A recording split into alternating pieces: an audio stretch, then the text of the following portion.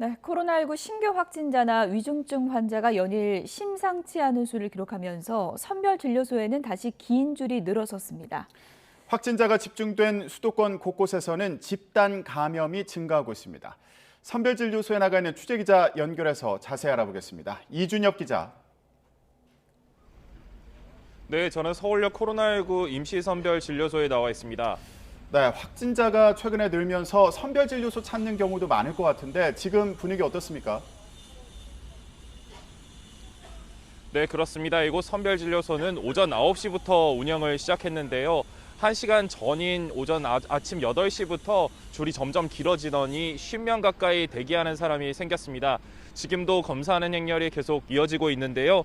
이곳 선별진료소는 거리두기 4단계가 한창일 때 많게는 하루 1,200명 정도 검사했다는데요. 최근엔 그보다 많은 1,400명 정도가 매일 찾아온다고 합니다. 다른 선별진료소도 마찬가지여서 서울시 검사자 수는 그제 하루 11만 2천여 명을 기록했는데요. 단계적 일상회복 직전에는 하루 많아야 7만 명대였던 것과 비교하면 부쩍 늘어난 겁니다. 막대한 검사량에 날씨까지 점차 추워지면서 의료진도 피로를 호소하고 있는데요. 전국에서 그제 하루 동안만 38만 5천여 명이 PCR 검사를 받았습니다.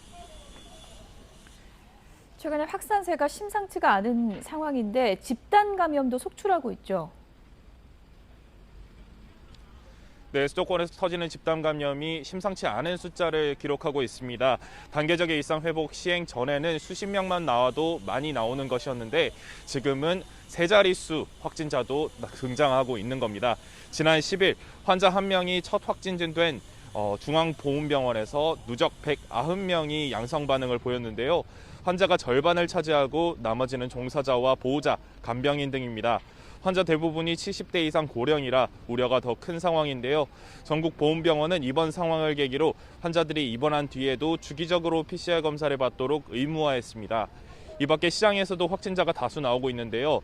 지난 20일 첫 확진이 나온 노량진 수산시장에서는 어제 오후 6시까지 파악된 것만 확진자 58명이 늘어나 누적 199명을 기록했습니다.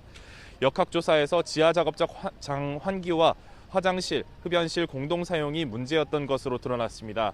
송파구 가락시장에서도 어제 오후 6시까지 확진자가 14명 추가로 나와 지난 2일부터 207명이 확진됐습니다. 화장실 공동 사용이나 식사 시 마스크 착용이 어려웠던 점이 감염 확산 이유로 조사됐습니다. 이처럼 연일 집단 감염은 물론 전체 확진자 수도 가파르게 늘어나 방역 체계에 부담이 가진 않을지 우려되는 상황입니다. 지금까지 서울역 코로나19 임시선별진료소에서 YTN 이준엽입니다.